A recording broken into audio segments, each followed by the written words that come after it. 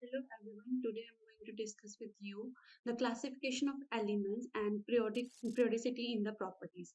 Okay, so our first section is how the periodic classification. What is the need of the periodic classification? Okay, suppose in the starting there are only 31 elements or the generation of 31 elements is there.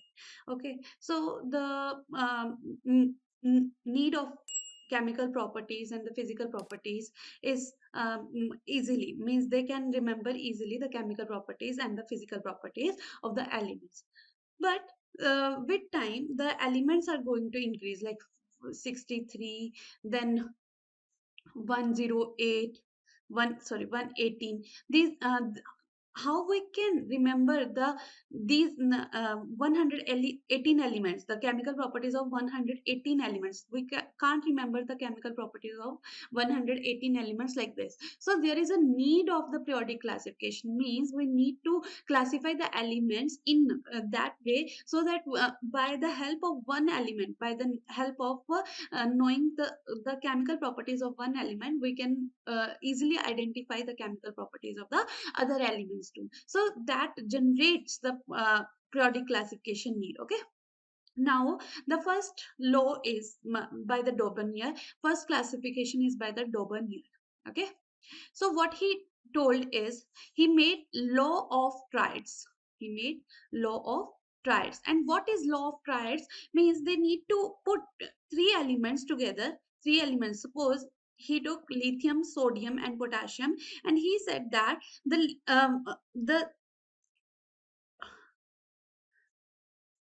the second element is the average of the first and the third element, the sum of the atomic mass of the first and third element. The average of the sum of the atomic mass of the first and third element gives us the atomic mass of the second element. So he put this point. For example, lithium has 7 atomic mass, and the potassium has 39 atomic mass, and the sodium has 23. And how we can get this 23 atomic mass? By the help of the taking the average of first and third element. This is the average, this is the third element atomic mass, this is first element atomic mass. So you are getting it as 1646. So he said that the law of triads said that the uh, the middle element is the sum of the average of the first and the third element. This is Dobonier's law of triad. Okay, next law of triad is, but there are some failures for the Dobonier triads, and after that Newland law of octave came into play. Okay, Newland law of octave. And he uses musical notes for classifying the atomic, for classifying the elements, for classifying elements. Now, what he said that, as you know, the musical notes are sa, re, ga, ma, pa, da, ni, sa. So you can see after every 8 element, the repeat of the first note is taking place. So 1, 2, 3, 4, 5, 6, 7. Every 8th element is a periodic property. Means after every 7, means after 8, 8th element is the same as that of the first element. Means the periodic properties, means the chemical properties of the every 8th element is same as that of the first element. Like first, like hydrogen, helium, lithium. So he said that John Alexander Newland said that uh, after every 8th element, for example, hydrogen, helium, lithium, beryllium, boron, carbon, nitrogen, oxygen, fluorine. So he is taking this musical notes that that is taken by the Newland law of octave. Now, after that, the periodic law is given by the Dmitry Mendeleev and Lothar Meyer. Dmitry Mendeleev, he chooses that it states that the physical and the chemical properties of the elements are the periodic function of the atomic weights. This is the most important. Mendeleev is the father of the modern periodic table, and Then the Henry Moseley generates the modern periodic table in 1913, and it states that the physical and the chemical properties are the periodic function of their atomic number. Remember that uh, Henry Moseley gave it the atomic number, periodic functions of the atomic number, whereas Mendeleev gave it the periodic function of atomic weight. Okay, so what is there in the Henry periodic table? In the Henry periodic table, horizontal rows means there are 7 horizontal rows. 1 2 3 4 5 6 7 7 horizontal rows and 18 groups, which is called groups, and horizontal rows are called periods, vertical columns are called groups. Okay, so this is all about the periodic classification. Means firstly John Dauvergne, and after that Newland, after that Lothermeyer and Dmitry Mendeleev came into play, and they talk about the atomic weights, and because physical and chemical properties of elements are the periodic function of the atomic weight. And after that the modern periodic table is Henry Moseley, give Henry Moseley the physical and the chemical properties of the elements are the periodic function of their atomic number. Okay, then the next one is, what is the purpose of the periodic classification? I told you that there is a need of periodic classification because we can't remember the physical and the chemical properties of all the elements in the periodic table. So we need such type of classification that when we know the periodic physical and chemical properties of one element, we can define the chemical and physical properties of the other elements too. Okay, so this is the purpose, to ease out the difficulty in studying individually the chemistry of all the elements and their compound. This is our purpose of the elements. Okay, so after that, what is there? IUPAC nomenclature of elements with atomic number greater than 100. So with atomic number greater than 100, you need not to remember. Means you need to remember the name of the scientist, but how we can easily determine the IUPAC nomenclature. Okay, IUPAC nomenclature. Suppose you need to remember this, that if I put 0 here, then the is 0 is nil. 0 is nil. Okay, after that 1 is un, 2 is bi, 3 is tri, 4 is quad, 5 pen, 6 hex, 7 sept, 8 oct, 9 in. Okay, and after that you need to put em at the end. You need to put em at the end. For example, I want to put 102. I want to name this element 102. So 1, un for the 1. So un, nil for the 0, nil, biem, by em. But here 2 I can't put together. So its name is unnilbium. Unnilbium. Okay, you can't put two values like this. 103 un nil trium. Again can't put, then trium. Unnil trium. Okay, so I hope you are able to understand this. Next one. Next one is some of the important radius that you need to know, that what are they. This is covalent radius. Covalent bond means that is formed after the shear pair of electron. After sharing of electron. Bond that is formed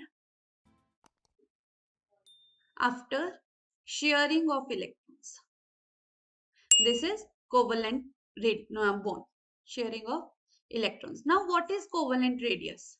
What is covalent radius? See, I am making the bond like this by the sharing of bond. So you have this nucleus, you have this nucleus. Nucleus to nucleus radius means this one. So covalent radius says the distance between the nucleus to nucleus. Suppose DAA. This is the distance DAA by 2. This is the covalent radius, means half of it. Covalent radius. Now, what is van der Waals radius? What is van der Waals radius? Suppose I have this one, these two molecules. Okay, so this is the distance, this is the distance, but you are not going to take this. You need to take the difference between the two, the distance between the two. Here, this is the half, this is the van der Waals radius after dividing the two. Okay, van der Waals radius.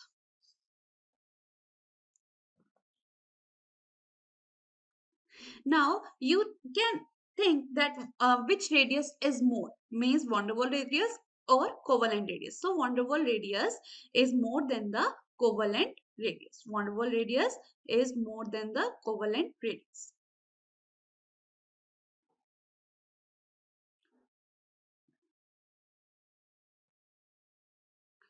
Covalent radius. Okay.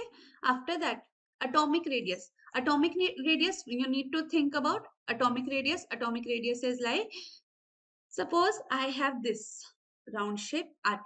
Okay. Then the atomic radius, the distance from the nucleus to the outermost orbit is called the atomic radius. Distance from the nucleus. Nucleus is at the center of the atom.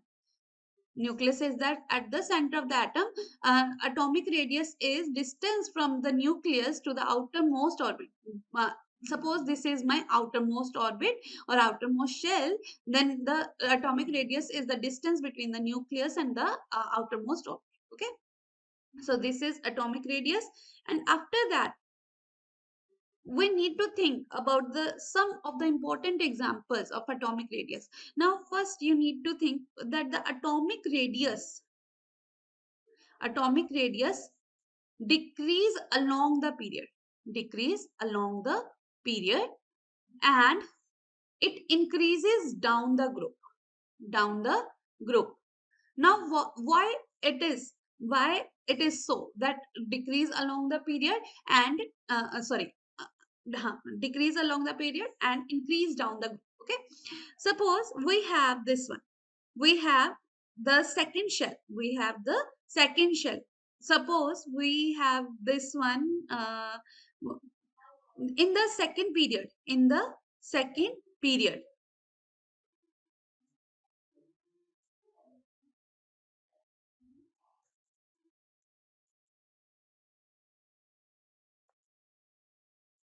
Suppose this is lithium, beryllium, boron, carbon, nitrogen, oxygen, fluorine. Okay, so you can see that in the nucleus, in the same nucleus, the positive charge is increasing, but electron is entering in the same shell.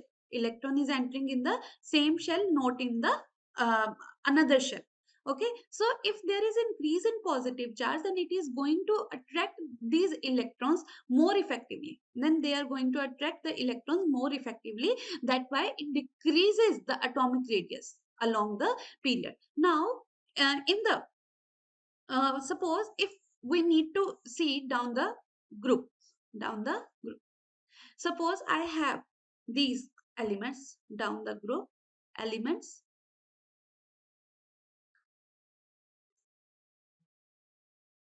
Lithium, sodium, potassium, rubidium, cesium. Okay, we have this one, this one. Now you can see that I am increasing the number of shells. I am increasing the number of shells. So if the shell number is increasing, then obviously the positive charge effect on the outermost shell is going to get decreased, and also the atomic radius increase due to the increase in the number of shells. Atomic radius is directly proportional to the number of shells. If the number of shells are more, then the atomic radius are also more. Okay, so this is my atomic radius along the period and down the group for the S block. Now for the D block elements, so it is important one for the D block elements. Suppose I have the 3D series, scandium, titanium, vanadium, chromium, manganese, iron, cobalt, nickel, copper, zinc. Okay. Now I have this. So the D block trend is not common, not common. Okay. There are exceptions over there. So you need to think. As I told you, along the period, the atomic radius decreases. So till vanadium, atomic radius decrease. Atomic radius decrease because the positive charge increase, and that's why the electron is going to be tightly held by the positive charge, and atomic radius is going to get decreased. But here the repulsion and the Z effective means Z is the nuclear charge is increasing, and also the repulsions are also increasing, means overall they compensate each other. That's why the atomic radius is constant. Atomic radius is constant for these four. Okay. And after that there is increase in atomic radius because of the increase in electron repulsion. Increase in electron repulsion is more than the Z effective.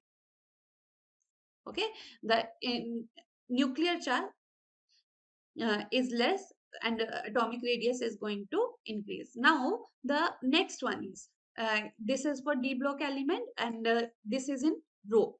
Now what if we are talking about the column, during in the column or in the group? So scandium, vanadium, lanthanum. So down the group, atomic radius increase in this group. Atomic radius increase in this group. But the problem is after that. Titanium, zirconium, hafnium. Now, I told you that atomic radius increase down the group. This refers in the first group, but in the third group. But in the fourth group, titanium to zirconium. Zirconium is the size of the zirconium is more than that of the titanium, but the zirconium and hafnium is almost of same size. And this is very much important concept, and they are going to ask you in the JEE Advanced and Mains. Okay, but why this is same? I told you that atomic radius increased down the group, but I am making this mistake, or this is not a mistake. This is an exceptional case. Okay, this is an exceptional case. Why I am talking to you this exceptional case is because of the lanthanoid contraction. Lanthanoid contraction. Because before hafnium, lanthanum to lutetium, there are 14 elements. There are 14 elements which includes F electrons, which have very poor shielding effect. Which have very poor shielding effect. Poor shielding effect. Now, what is shielding effect? Shielding effect means the positive charge, or the electrons in the shells cannot easily curtain the outermost electron. Means cannot easily repel the outermost electron. Positive charge can attract the outermost electron. So that's why the atomic radius is going to decrease. Although down the group it should increase, but because of the poor shielding effect of F electrons, you can say the zirconium to hafnium is almost same size. Then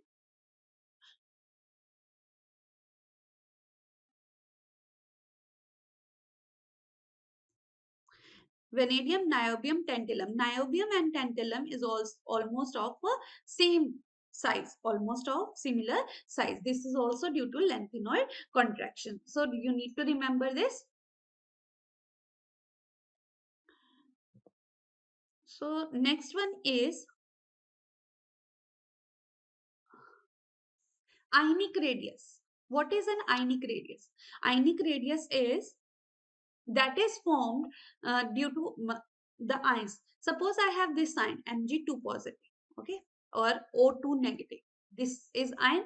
So ionic radius is nothing but the distance of the nucleus from the outermost electron, the same as that of the atomic radius, but it is an ion. Ion means the positive cation or the anion. And it is also the same in the case of oxygen. Distance from the nucleus to the outermost shell. Okay, this is the ionic radius. Now, what is the ionic radius of isoelectronic species? And this is very much important from the exam point of view. They can ask you what is the ionic radius for the following. Can you tell us the order of the ionic radius? For example, what is isoelectronic species? Isoelectronic species is the species that has same number of electrons. Isoelectronic species, the species that has same number of electrons. Okay, I am saying O2 negative, F negative, Na positive, Mg2 positive. These are isoelectronic species. All of them have 8 electrons in the outermost shell or 10 electrons in the overall ion. Okay, 10 electrons in the overall ion. Now, what is the ionic radius? Can you arrange the ionic radius? Can you arrange all the elements according to their ionic radius?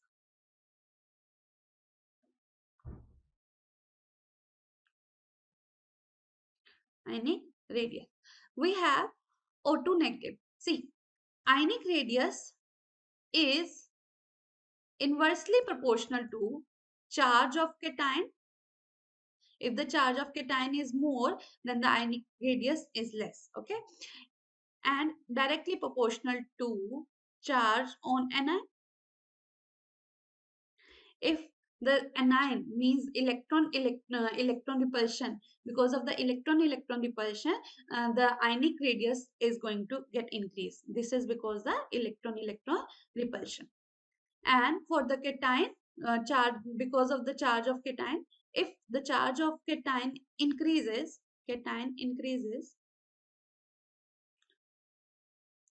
then they can attract the electrons more, and this will decrease the radius. So you can see that O2 negative should have the highest ionic radius, then F negative, then Na positive, and then Mg2 positive. Here it has more negative charge, less than this negative, more positive charges here, so it has the less ionic radius, and here Na positive have the more ionic radius than the Mg2 positive. You need to think that ionic radius is more, then means you can say the anionic radius is more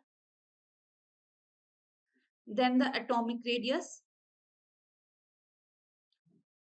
Then after that, cationic radius. Okay, so this is the order that we need to remember while discussing the ionic radius. Okay, after that, what is ionization energy? Very important. Ionization energy. I am discussing these trends.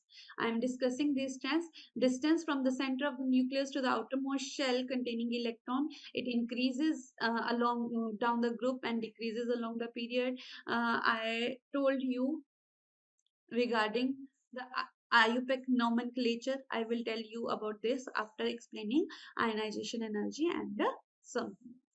Now, what is ionization energy? Ionization energy is the energy required to remove an electron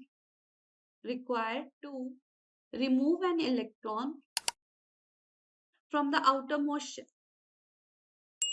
The electron from the outermost shell.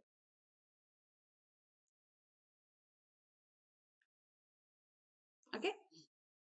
Suppose I have this positive charge, electron. Okay, electron. Suppose this is my outermost shell. This is not the complete. So what is the energy that is needed by this electron to remove the electron, okay, from the isolated gaseous atom? Remember, this is very important, that isolated gaseous atom should be important. Okay, so from the isolated gaseous atom, the energy required to remove the electron is the ionization energy, and it is always endothermic in nature. Endothermic means the energy need to be supplied to the system to remove the electron. Okay. Now, what is the successive ionization energy of an element? Now, you need to know the trend of the successive ionization energy. For example, I have an element, or I have a metal that, and I need to remove the electron from it. This is my first ionization energy, IE1. And then from this M positive need to remove the second electron. Then this will be M2 positive plus electron. And then the third ionization energy, M3 positive plus electron. Okay. Now, what will be the successive ionization energy? Means the energy order. M3 positive is greater than M2 positive is greater than M positive. Okay, this will be the order. M3 positive is greater than M2 positive is greater than M3 positive. Okay, means if the charge is increasing, the ionization energy is also increasing. Charge increases,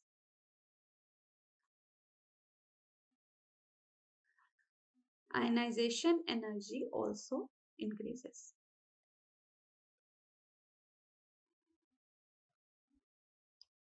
Positive charge increases, ionization energy also increases. Means M3 positive ionization energy is greater than M2 positive is greater than N positive. So this is the successive ionization trend, and it is very much important. Next one is factors affecting ionization energy. Now, what are the factors that affects the ionization energy? First one is the atomic size. If the atomic size is large, means atomic size is more, ionization energy decreases, because if the atomic size is more, then the effect of nucleus over the outermost electron is less, and that electron can be easily removed from the outermost shell. If the atomic size is small, the ionization energy is large, because there is effect of positive charge on this electron, and it binds this electron to its best possibility, and you need to give a lot of energy to remove this electron. So this is for the atomic size. Next one is nuclear charge. If the nuclear charge is more, nuclear charge is high, then the ionization energy is also high. Nuclear charge is high, then the ionization energy is also high. Now, the next one is the electronic configuration for the stable atom. Now, what is stable atom? Stable atom means the half-filled and the fully filled atoms. Half-filled and the fully filled atoms. Okay, suppose I have P3, I have D5. I have P6 and I have D10. So half filled and fully filled are more symmetrical and they have more exchange energy. That's why they are more stable. Symmetrical, okay, and stable. That's why they are stable. So half filled and fully filled elements have high ionization energy. Ionization energy is very high for these half filled and fully filled atomic orbitals. For example, nitrogen has P3 electronic configuration. That's why it has high ionization energy than oxygen. We will compare this in the next slide. Now, what is penetration effect? Means how much a subshell can go towards the nucleus. S has more penetration effect than P, then D, then F.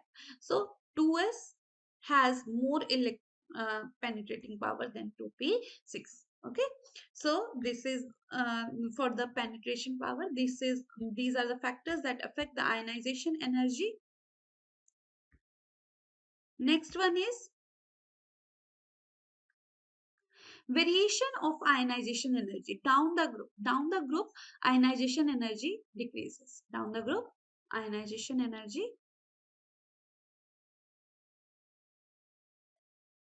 decreases. I explained it to you and I'm explaining it again, that down the group, the size of atom increases and nucleus is almost going to have less effect on the outermost electron. Okay, that's why we can easily remove the electron from the outermost shell, and along the period ionization energy is going to increase because positive charge is enhancing in the nucleus, and the electron is entering in the same shell. If it is entering in the same shell, there is enhance of the charge or the power of the or it can easily bind the electron, and you need to give the high, you need to give the energy more to these electrons. Now, what is the ionization energy for period 1? Period 1 has two elements, hydrogen and helium. So the electronic configuration is 1s1, the electronic configuration is 1s2. If the electronic configuration, this is fully filled, this is half filled, and along the period ionization energy increases. Along the period ionization energy increases. Now, what is the exceptional cases that is there in the period 2? First, I need to know that expected order. What was the expected order? Expected order is lithium less than beryllium, less than boron, less than carbon, nitrogen, oxygen, fluorine, and neon. But this is not the order. The actual order is ionization energy of neon is greater than fluorine, but then nitrogen has more ionization energy than oxygen, then carbon, then beryllium has more ionization energy than boron, than lithium. Why I am putting this in the adjacent elements only, like oxygen and nitrogen, boron and beryllium, because these are the fully filled atomic orbitals. This has half filled atomic orbital, this has fully filled atomic orbital, and to remove the electron from half filled and the fully filled orbital is almost next to impossible and almost difficult. So then it requires a lot of ionization energy. Now, after that, in the period 3, what is the order? What is the order of ionization energy? So expected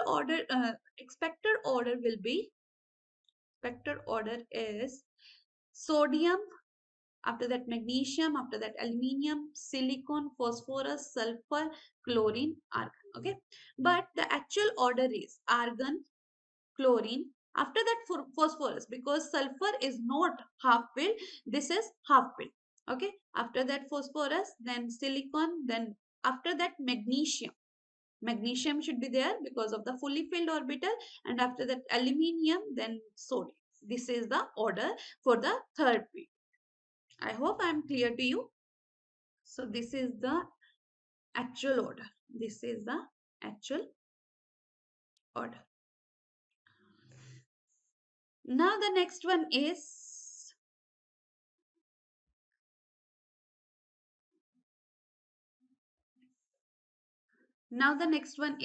compare the ionization energy of oxygen and nitrogen. I told you the fully and the half filled atomic orbital has more ionization energy than the other one. Okay, so I know that the electronic configuration is 1s2, 2s2, 2p4 for the oxygen. Now, first ionization energy means one electron has to be removed. So, O positive, 1s2, 2s2, 2p3. After that, the second ionization energy, O2 positive, 1s2, 2s2, 2p2. For the nitrogen, first electronic configuration is 1s2, 2s2, 2p3, and first ionization energy is N positive, 1s2, 2s2, 2p2. After that, the second ionization energy is 1s2, 2s2, 2p1. Okay, so now we need to compare the oxygen and nitrogen ionization energies. Okay, uh, nitrogen. So first ionization energy of oxygen, first ionization energy of nitrogen.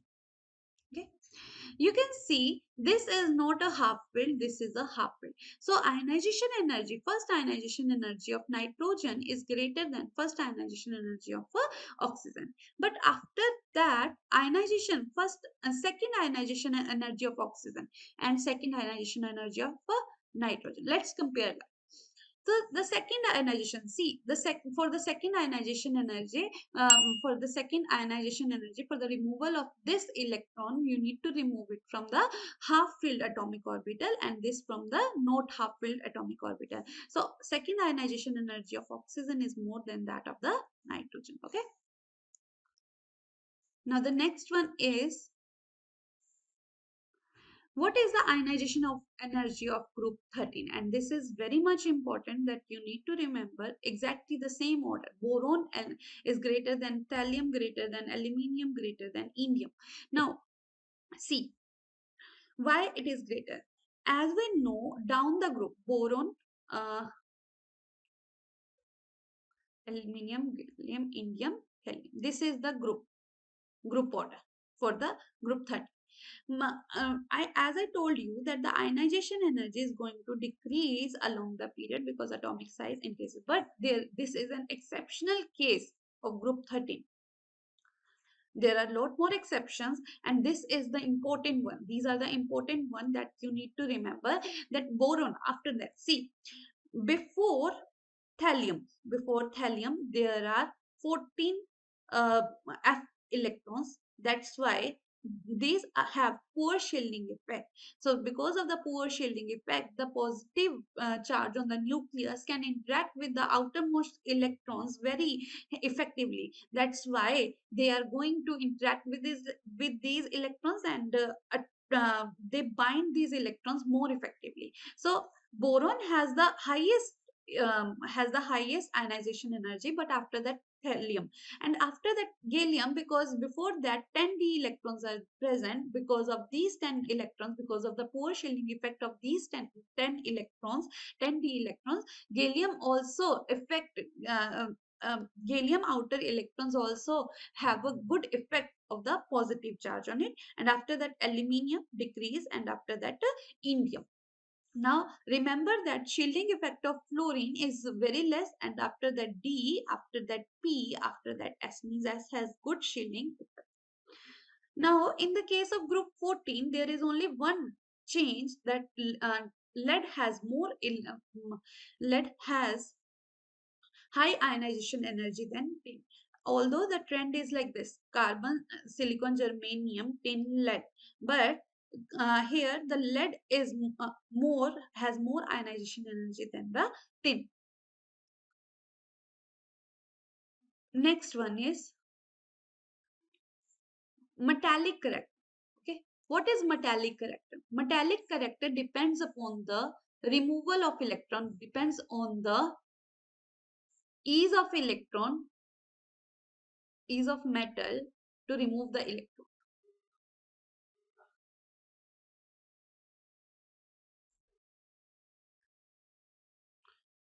Remove the electron.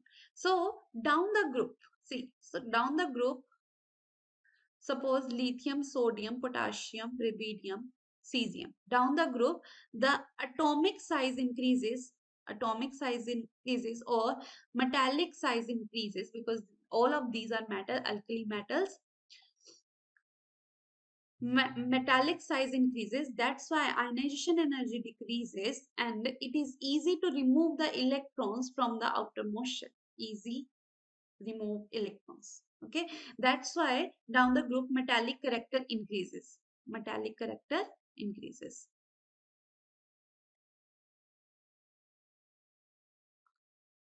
Character increases. Now next one is along the period. Along the period.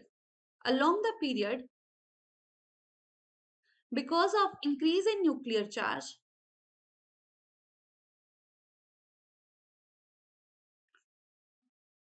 it is not easy to remove the electrons. So the metallic character decreases. So the metallic character decreases along the period. Okay.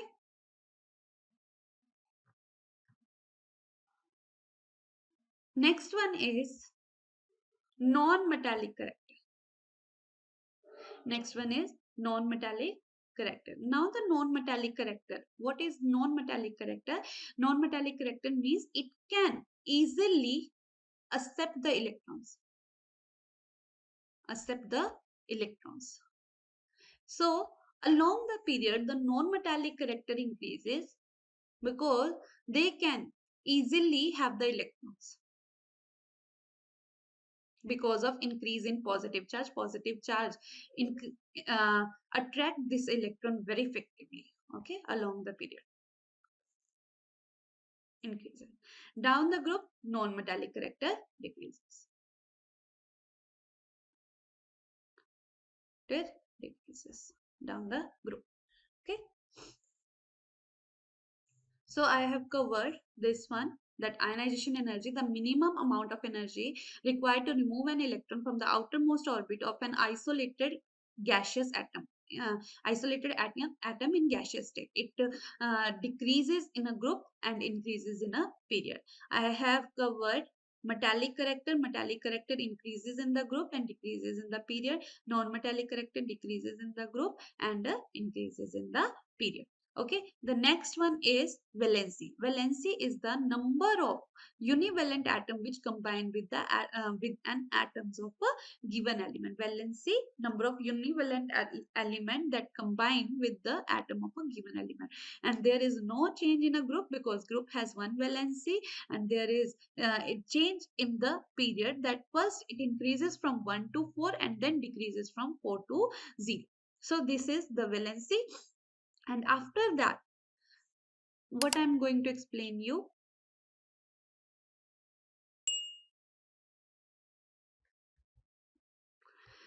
electronegativity. This is very important topic, electronegativity. Electronegativity is the tendency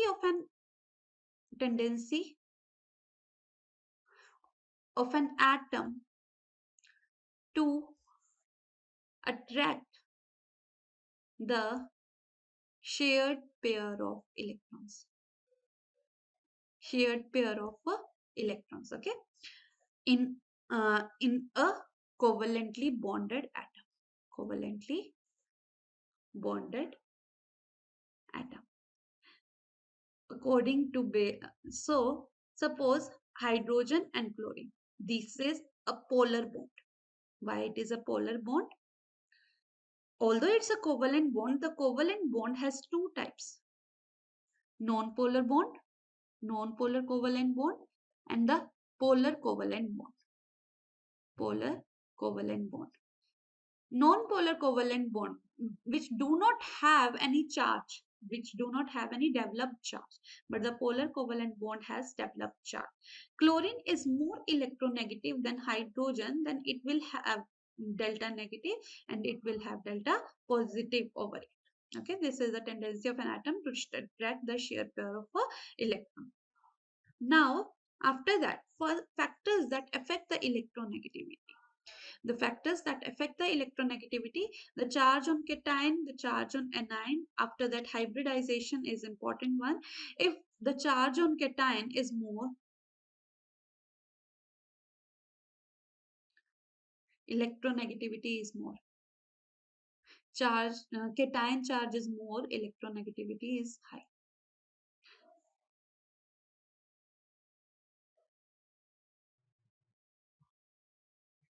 To positive and positive. Okay.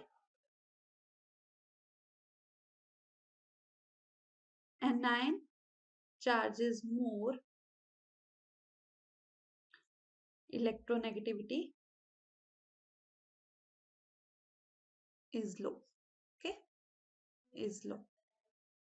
Hybridization. Now, percentage S character is directly proportional to the electronegativity. The more the percentage S character, the more the electronegativity is. Okay. Suppose I have the electronegativity. We have this one.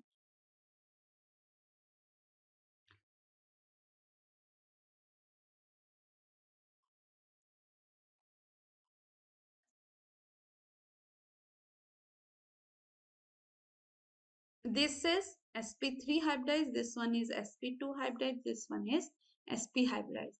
So this has percentage S character 50%, percentage P is 50, percentage S is sorry, percentage S, how we can calculate percentage S? Percentage S can be calculated by 1 divided by 3 into 100, means S is 1, total is 3 into 100, that is 33% S character.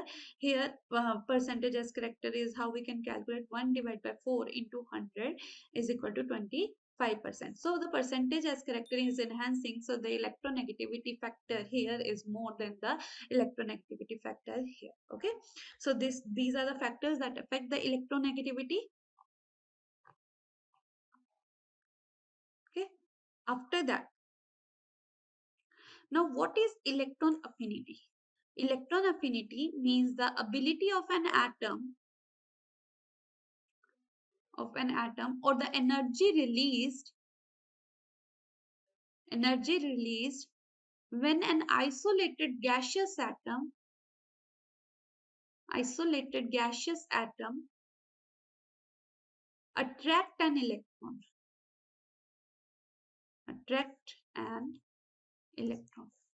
Okay, so electron affinity is 0 for the stable atoms, means like half filled and fully filled, or the positive for the noble gases. Electron affinity is positive for the noble gases. Now, what are the factors that affect the electron affinity? Electron affinity, the increase in nuclear charge will increase the electron affinity. As the nuclear charge increase, the nucleus has more tendency to attract the electron, not the shear pair, because it's a isolated gaseous atom. Nucleus has more tendency to attract the electron because of the enhancement of the positive charge on it.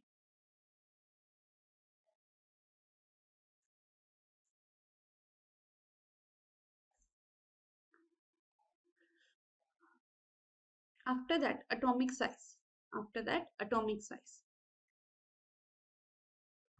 If the atomic size is more, electron affinity is less, because nucleus effect is going to decrease on the outermost shell, and it cannot attract the electron from here to there. Okay, after that, the electronic configuration, you need to check the electronic configuration also for the electron affinity. If it's a fully filled or half filled, it will not attract the electrons. Fully filled or half filled, it will not attract the electrons. Attract the electron, like nitrogen, it has 0 electron affinity, like nitrogen.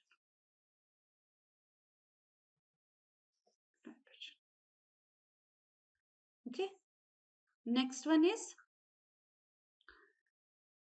electron affinity. Group 17 electron affinity is the most important electron affinity. See, group 17 is fluorine, chlorine, bromine, iodine.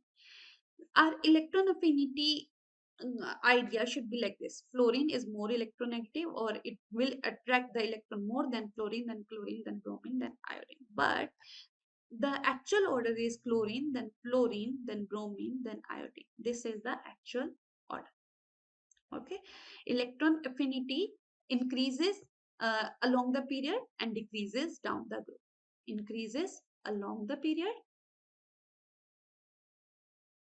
and decreases down the group.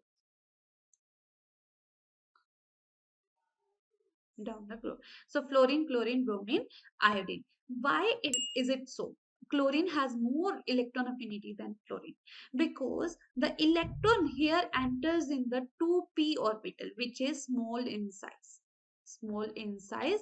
That's why electron are going to repel each other. Electron repulsion is there. That's why they cannot stay as a stable element. But here the electron enter in the 3p orbital, and which is higher than the 2p orbital.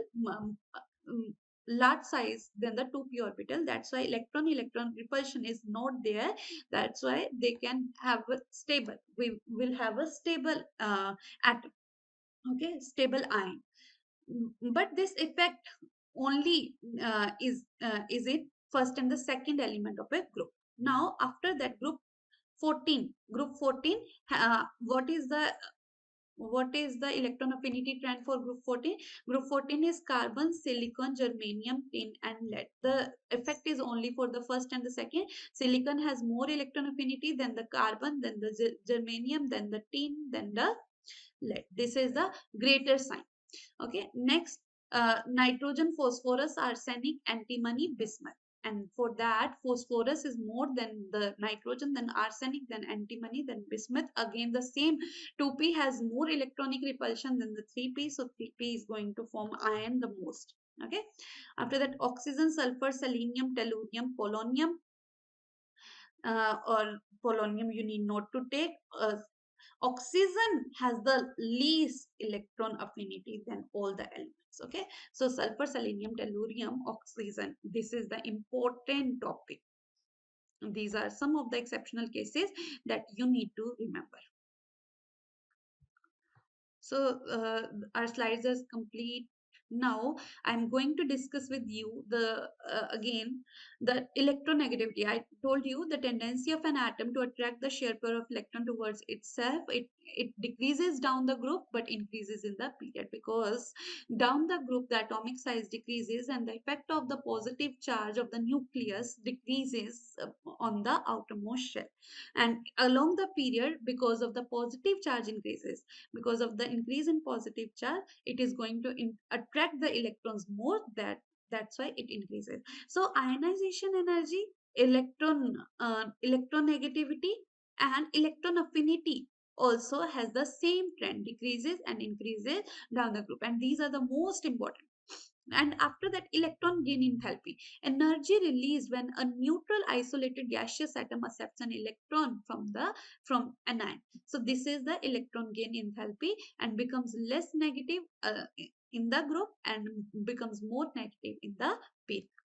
Okay, this is atomic radius. I explained it to you.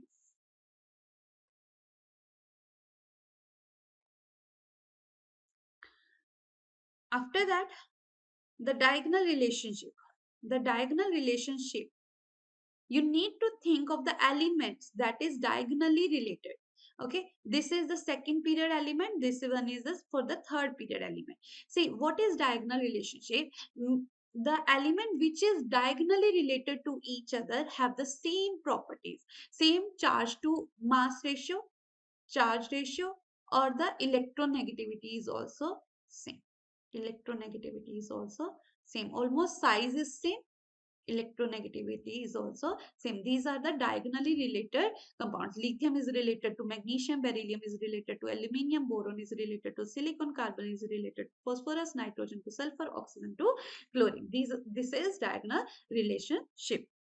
Now, after that, properties of elements based on the electronic configuration. So, there are some of the properties of the elements that is related to the electronic configuration. So, electronic configuration is the distribution of electron in the orbital of an element, like 1s2, 2s2 orbitals. These are the orbitals, and the electrons are distributed in these orbitals.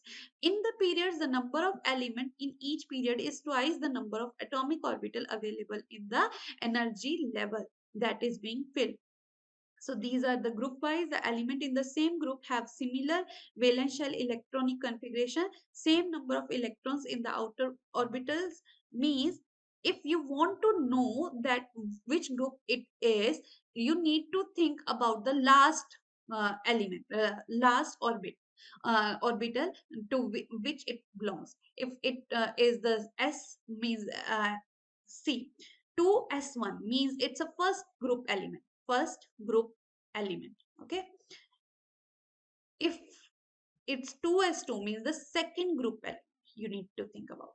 Okay, for the D you need to think about, for the D electron, 2 means the d electron and d electron plus ns electron means how many electrons are there, and the ns it always 2. In the nd1 it's a third group element, third group element.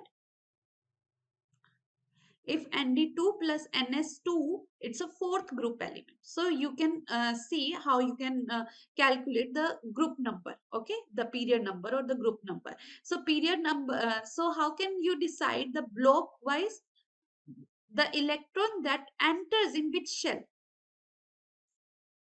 that enter in which orbital, that tells you about the block number, block name. Suppose uh, 1s2 2s2 2p6, the last electron enters in the p orbital. So this belongs to the p block, this belongs to the p block. These are so there are four blocks, that is s block, p block, d block and f block. Elements in the same group have similar valence shell electronic configuration, same number of electron and the outer orbitals and similar properties. The element which belongs to the same group has the same valence electron, same number of electrons in the outer orbital, and they have the similar properties. That's why our purpose of this chemical periodicity is proved, is completed. Now, the next one is the periodic classification based on the types of elements. There are four type of element: S block element, P block element, D block element, and F block element. S block element has two groups, group 1 and group 2, which has alkali metals and alkaline earth metals. You need to remember the outer electronic configuration of S block element, NS1, NS2, and these are very reactive because they have low ionization energy. Why they have low ionization energy?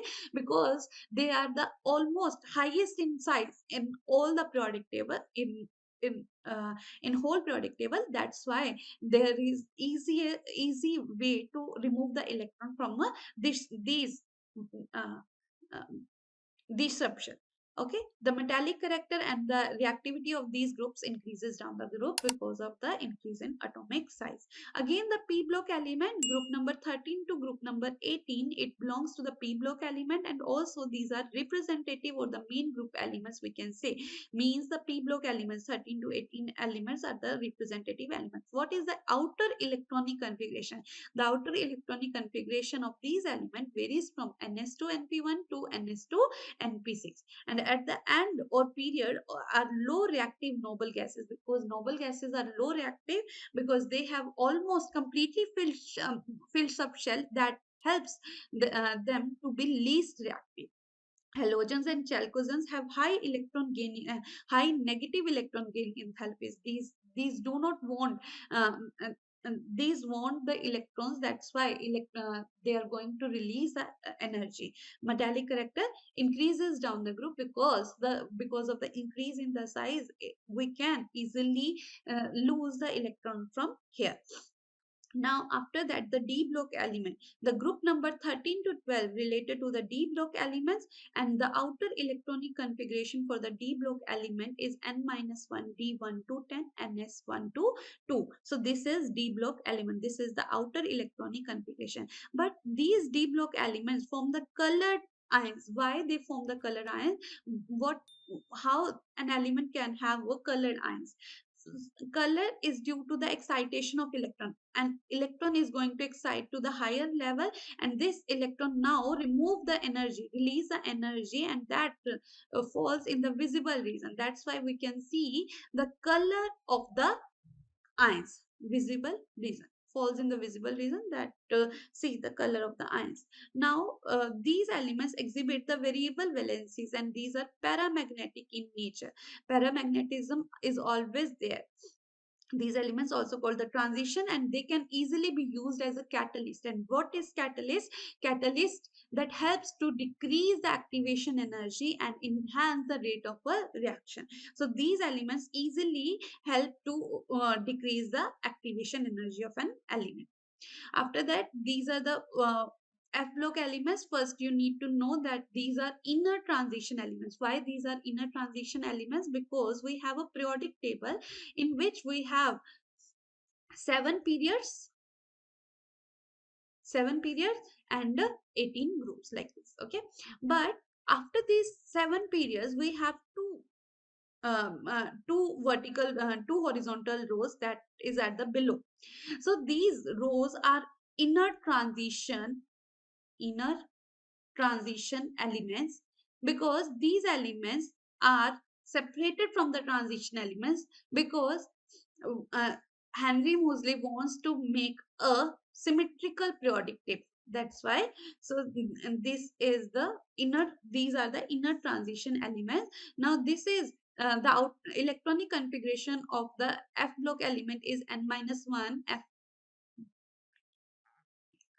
F1 to 14 and minus 1 D1 to 10 and S0 to 2, means these can be the electronic configuration. All of these are metals. Actinoids are radioactive in nature. Actinoids that is related to the inner transition elements are radioactive in nature. So these contains actinoids and lanthanoids. F block elements contains actinoids and lanthanoids. So this is all about the chemical classification of elements and the periodicity in the properties. So I hope you are able to understand. So this is I have done genesis, and after that the purpose we cleared. IUPAC naming you need to know. Next one is covalent radius, van der Waals radius. Next one is when we were talking about the atomic radius in S block elements and D block elements. I hope I'm clear to you. Thank you.